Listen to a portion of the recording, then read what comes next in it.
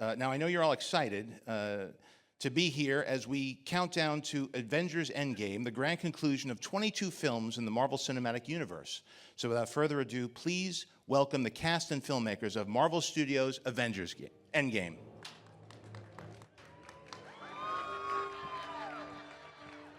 Clearly things look a little different in a post-Infinity War Marvel Cinematic Universe. Post-snap, there's a few empty seats. So why don't, I'd like to welcome back the people that you see here on stage. Downey Jr., Anthony Russo, Joe Russo, Scarlett Johansson, Kevin Feige, Robert Downey Jr., Chris Hemsworth, Don Cheadle, and Mark Ruffalo. Let's hear it for them. We are fortunate enough to have a few of the other people that survived the snap joining us today. Ladies and gentlemen, please welcome Birthday Boy Paul Rudd, Karen Gillan, Brie Larson, Chris Evans, and Jeremy Renner.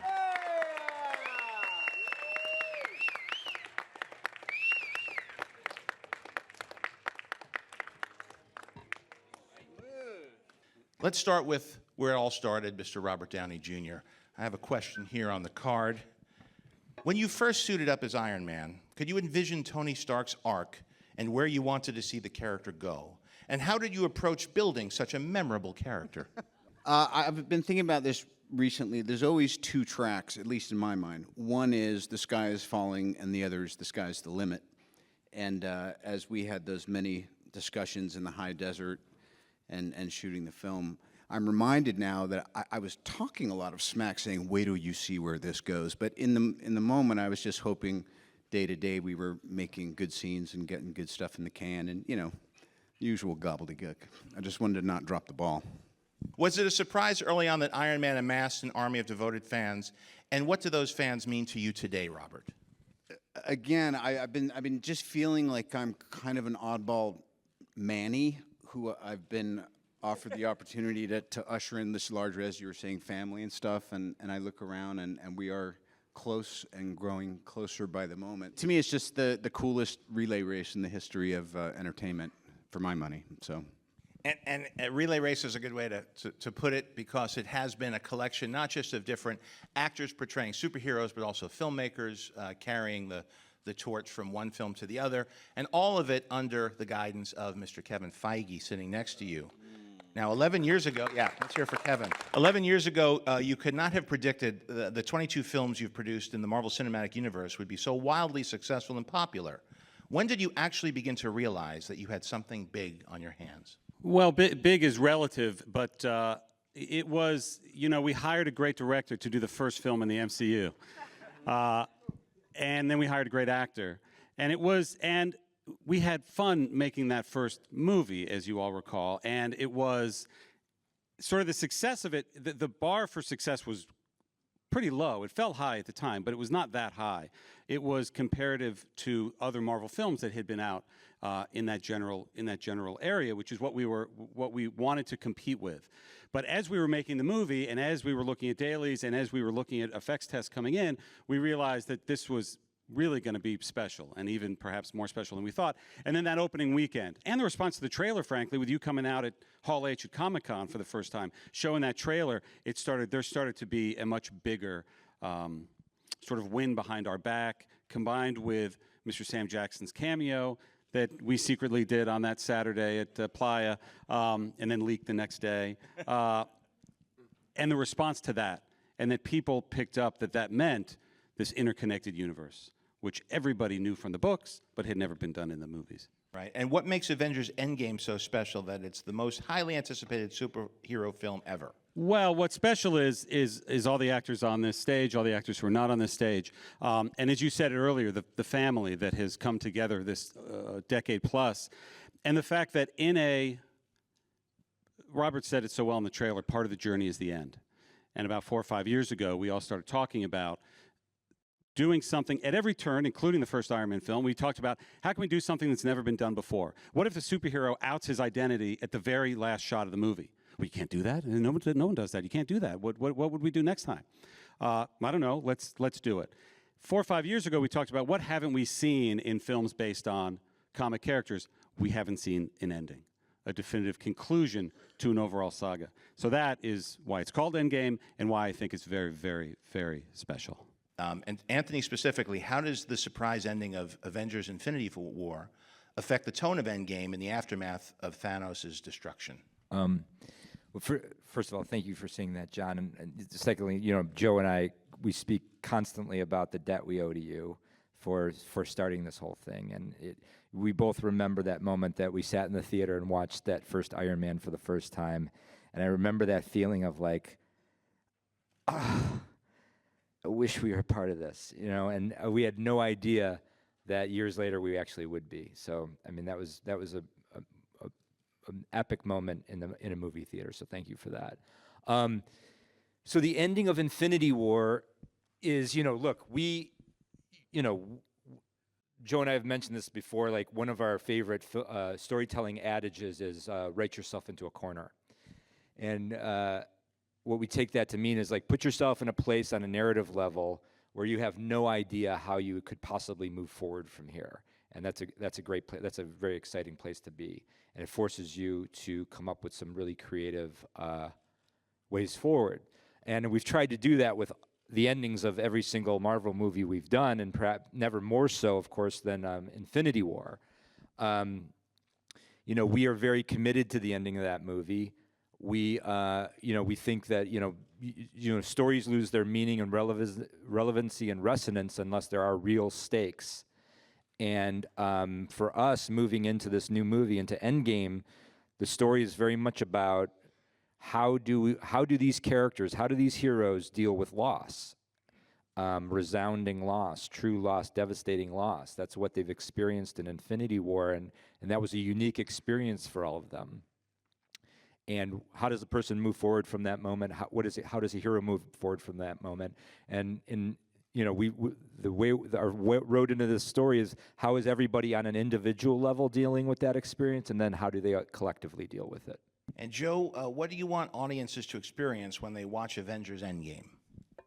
I'm sorry, John, we can't talk about that. Look, it's this is, I think, a really unique experiment in movies. This grand mosaic. It's, I don't know, depending on how you count it up, 11 franchises that have been interwoven into one big narrative, and I think.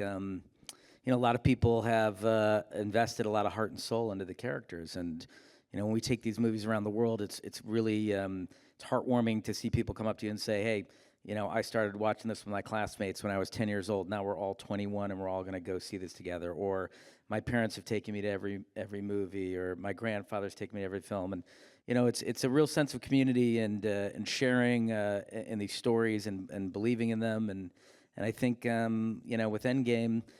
We get the opportunity to finish off one of the grandest experiments in movie history, and bring it to, as Kevin said, an epic conclusion. So what we're hoping for is that people feel satisfied with the conclusion. Jeremy Renner, Hawkeye is back. How do you feel to rejoin the Avengers and take up your bow again? Yeah, I'm good. All right, thank you. Stretched out, had some coffee, ready to rock. All right, sounds good. Good to have you back. Denai Guerrera, Black Panther introduced your character Okoye to the world. Now she is fighting besides the Avengers. What makes her such a respected and well-liked character? And also, congratulations and thank you for the breath of energy that Black Panther brought to the Marvel Universe. I think it was something that was truly significant and helped keep the franchise feeling fresh and new, and it was a wonderful film. Thank you. Listen, it was an amazing honor and joy to be a part of it. And, once again, it was, the beauty of being here today is being amongst this amazing franchise that's done all this work over this course of time is, we got to be embraced in this universe and be a part of it. So that was such an amazing part of it. I can't. What I can say about Okoye, because I can't speak to, oh, you like her because that sounds a little like, well, I'm liked. No, what I can say is what I love about her is that she's very unapologetic, and she's a traditionalist in the sense that she believes in the sovereignty of her nation. And I guess that really resonated with me because I was born on the continent. I was born here, but I was raised on the continent, and so seeing a country like Wakanda, which has had no history of colonization and became so powerful, and that she is like the guardian of that nation in a sense, was something that really resonated with me. And I really got to work, collaboratively in a gorgeous way with the awesome Mr.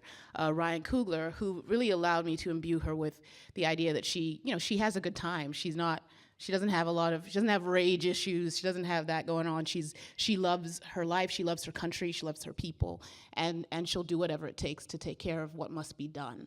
And at the same time, there's a fierceness that I think she has, that also she kind of unapologetically also embraces her femininity. So it's been really fun to get to see her in all these different ways, because when I was talking about this yesterday with Scarlett, the first day of Infinity War, when when they all came to Wakanda and we were coming onto their set, and we opened that tent door, that tent whatever flap, and they're inside and they're like, all the Avengers sitting there, like, oh, hi. That's the minute you realize you're a part of a universe, which was pretty darn awesome. Chris Hemsworth, what has made Thor such an entertaining and beloved character through his own franchise and in the Avengers as well? And what do you like? And what do you like best about playing him? Well, I mean, just to echo something you were saying before, Anthony, about the first time that the Marvel Universe came into my universe back in Australia. I was sitting there, and I don't know, I would have been just straight out of high school and watching Iron Man 1 and thinking the same things, thinking, oh my God, imagine, I wish I could be a part of that world. And then a few years on, getting cast in it as Thor and having the opportunity to embark on this thing. And at the time, I thought, was this film even going to make it past DVD, or even make it to the cinemas, or was I going to be recast, or all those sort of questions? And look, I think the answer to the question, what made it so special for me was just the different people I was able to work with. From Kenneth Branagh to that first film, was really, I sort of was completely in his hands and was basically willing to do whatever it takes and wherever he needed me to go for the character. And then through the films with each director and each different cast member, I'd learned something different from. And by the time about Ragnarok I felt like it finally had enough sort of confidence to go, okay, well, what is it that I could possibly bring to this? And then had this great collaboration with Taika, and really decided to do something different and see how we could make it unexpected and unique. And then I remembered calling Joe and Anthony and saying, look, I've got this new version of Thor that we've just shot, and I want to continue that version. I don't want to do the old version. And he said, well, we've got an even newer version for you. And it was, and then as was this film here, and it's just about the people that's made it so special and I think unique each time with any of our characters, is everybody you get to interact with, and the fact that we're all willing to be open to what new possibilities lie ahead of these franchises and these characters, and it's been a pretty remarkable journey. Chris Evans, Captain America is a classic hero with an unshakable moral code, and you have perfected your portrayal of him, plus shown us even more of what makes him tick.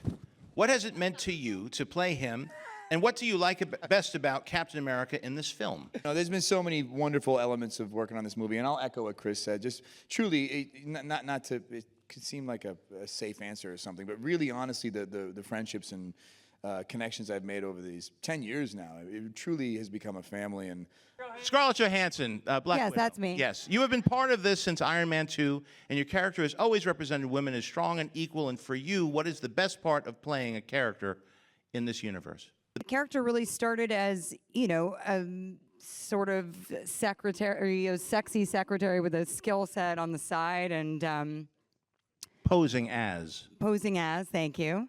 We didn't know, certainly I didn't know how the audience would react to the character, my interpretation of the character, and obviously a very beloved character for a long time. I feel, and then the next time that we saw her in Avengers, she was sort of one of the boys, for better or worse, and that, made sense then. And, as I think the fans and the audiences have really pushed, certainly Marvel, but pushed all the studios and filmmakers to really throw up on the screen what represents what's going on in the zeitgeist and wanting to see, diverse films and cast that represents how they, their own aspirations and how they feel. I think, the characters sort of grown in reaction to that, and the movies have really grown in reaction to that kind of fan encouragement. And honestly, I have to say that, it's so. I remember, when Lizzie signed on, and Colby was there, and we were all clinging to each other just to, I felt like I'd been in this like testosterone fest for such a long time. It was so nice to see like other female cast members, and then, with Brie coming on and Karen and Denai, and it's really, I feel like I'm in just this. I'm amongst so many wonderful actors, so many strong actors, and such it's just grown beyond my wildest dreams. I could never have imagined where this would take us and all of us. It's been quite a journey. Karen Gillan, Nebula is such a complex character. What excited you about bringing her back for Avengers Endgame? Well, I think it's maybe safe to say that she suffers from some daddy issues because her dad is Thanos, so who wouldn't? And I think I'm excited for her to finally face the source of this abuse. This has sort of been building through multiple movies, through the Guardians movies, and she's talked about how she wants to inflict revenge. And so we all know about that. So I would like to see her try and face that. Paul Rudd, Ant-Man's Return. I saw him in the trailer. What can we expect from this time around, and how does he fit in with the remaining Avengers?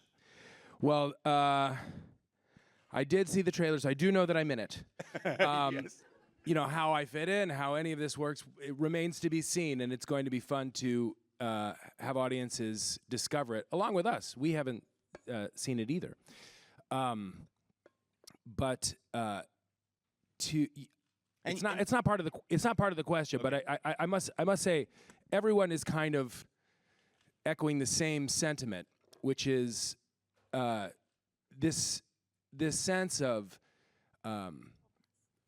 like this completion, this story. But the relationships that are forged, it's a weird thing to kind of be hired in any job, and then to get to, for somebody like me, to step into it as it's already picked up speed. It's like having the Beatles say, "Come on and jam with us for a while." It's an unreal sensation, and all the ribbing aside, because we all joke around. But tell me about what this community of actors, what's the real experience been like? It's hard to put into words, honestly. I mean, I sit and listen to Joe and Anthony speak. I've gotten to know Kevin. We've known each other for a long time. Yeah. And getting to work with all of these actors in this series of films is a one-off. It will never happen again, not for me. I keep taking steps back and try to recognize this for what it is. And it is so surreal and profound and incredible to be a part of it. It's amazing to meet so many people who are so passionate about it.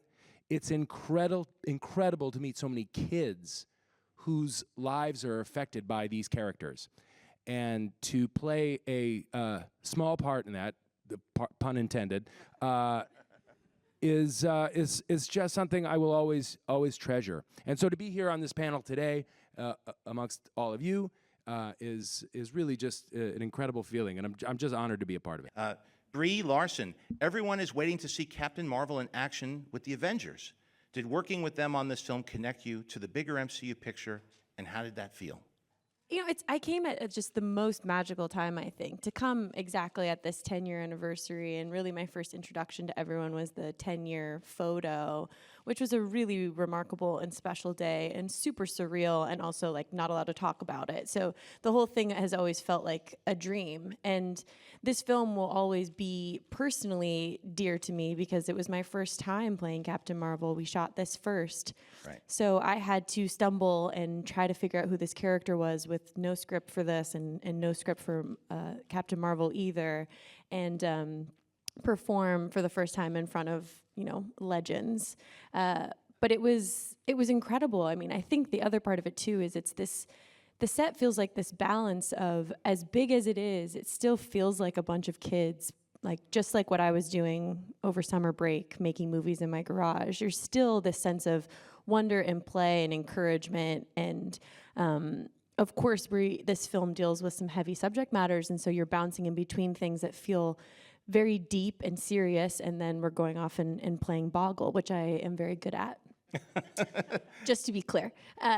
And so it's nothing, there's no other word I can describe it as other than surreal, and I'm super excited for this to come out, mostly just so that I can talk about it. I want to be able to talk about my experience, which I haven't been able to do for a very long time. Don Cheadle, Rhodey has been there since the beginning. What do you like best about playing him and suiting up as War Machine? Well, you know, you were there from the beginning, obviously, and Rhodey obviously started, I think it's fair to say, as a lighter-toned individual, sort of bigger than life, than I am in real life. But as the character sort of darkened and things became more compact on a narrative, I think we've seen a real growth of this character, and we've kind of, you know, as he's gone through his trials and tribulations, obviously, over the course of these films, and come out the other side now, and has his legs under him, no pun intended, literally, and is able to really be a part of this team and really contribute at a high level.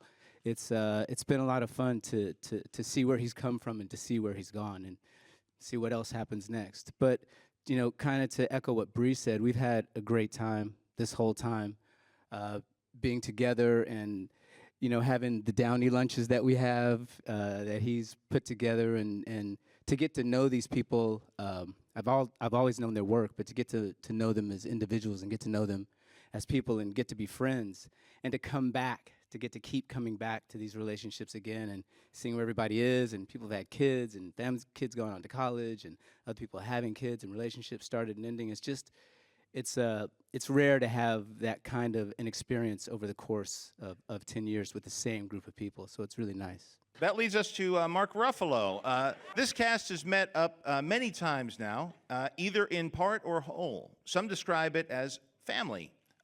Is that how it feels to you? And why is that, or is that not the case? It doesn't feel like family to me because we all really get along well. There's not that much drama. No, it does feel like family. It's a family that you wish you had, in a way.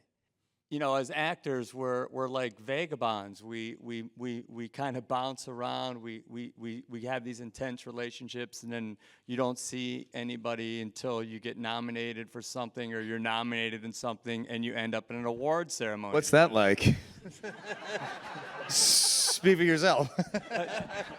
All right, let's go to some questions. Oh, my.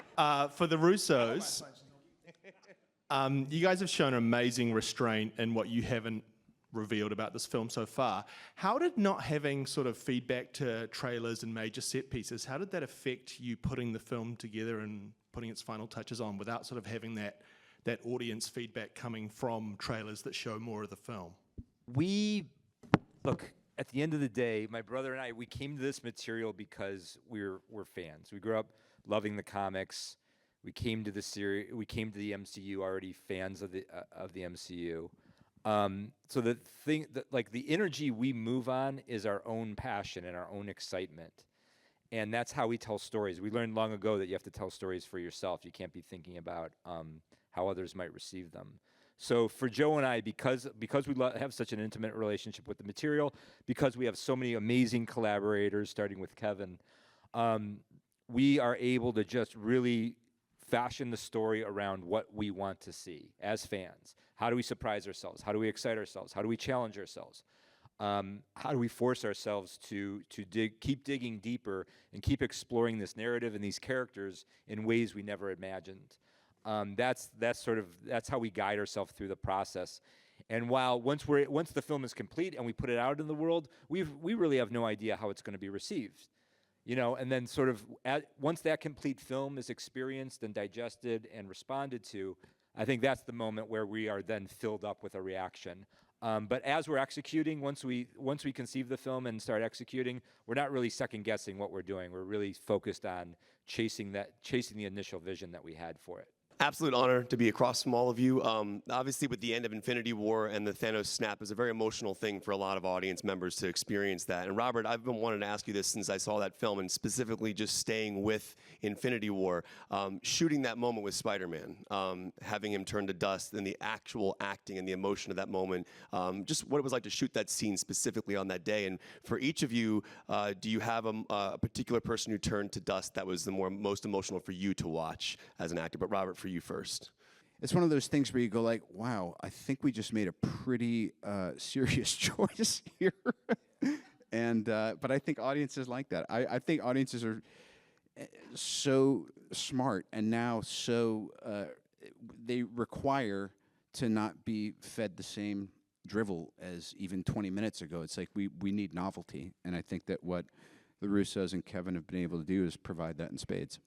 Hi, this question's for Chris Evans. So in the past few films like Civil War and Infinity War, now Endgame, you see your character being able to interact with different characters. And because, you're Captain America, you always have this tendency to be a leader and be a captain. How does that change or maintain continuity as you meet other characters like Captain Marvel or Black Panther, who are both leaders in their own way? Sure. I think he tends to lean on those people who are of like mind in nature, who kind of are intrinsically selfless. I mean, all the heroes up here have their baked in the cake flaws, and I think a lot of that makes for really good conflict and storytelling. That's why my favorite stuff in this arc has been my stuff with Downey, because we are such a dichotomy between how we approach things, but at the end of the day, our hearts are both in the right places, but it provides a lot of great friction. But introducing characters like Captain Marvel and like Black Panther, people who also kind of align very similarly to Cap's nature, I think it creates a nice, it reinforces Cap's sense of purpose and home. It's an environment that it feels more natural for him. So I think it's nice to see the certain pockets where he feels at peace and the certain pockets where he feels, his buttons might be getting pushed. This question is for Anthony and Joe. So I'm 12 years old, and I often make short films with my friends. I aspired to be a director when I grow up. What skills do you think it takes to direct an amazing movie like Avengers Endgame? Yeah. That's a great question. First of all, congratulations, because you've started making films more than 10 years before we did. So that's very impressive. I think, you know what, we love your initiative, and I think that's really when anybody asks us about getting started, it's doing what you're doing. It's picking up a camera and it's shooting. You have iPhones now. You can, Steven Soderbergh just shot an entire movie on an iPhone, and you have free distribution on YouTube, and you can put things out there. We, discovered Donald Glover for Community on YouTube. So there's